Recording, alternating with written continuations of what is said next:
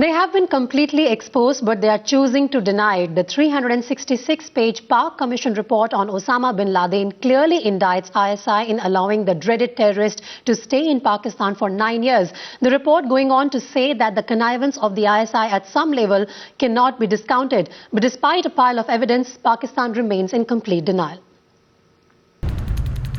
But it is really no laughing matter for Pakistan, having kept the world's most wanted terrorist in its backyard for 9 years.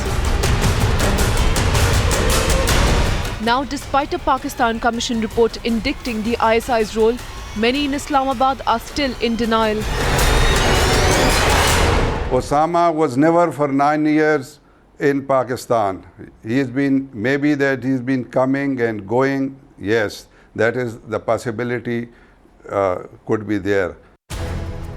But what can't be ignored is the report, calling the ISI complacent, inefficient and negligent in allowing Osama's safe house to be built.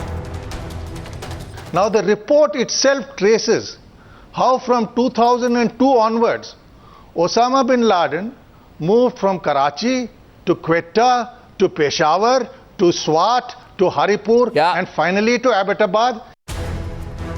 The report going on to say that direct or indirect support of former or serving intelligence and security officials could not be ruled out.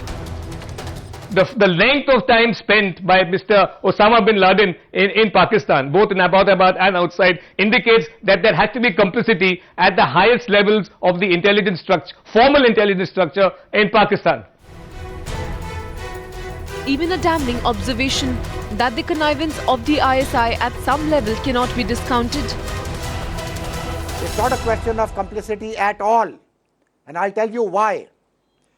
CIA got to Osama bin Laden in Abbottabad on the basis of the leads provided to them by ISI. First, the US called their bluff by hunting down Osama on Pakistani soil, and now their own report laying bare their oversight. But it seems former members of the Pakistani establishment can't accept the bitter facts. Bureau Report, Times Now.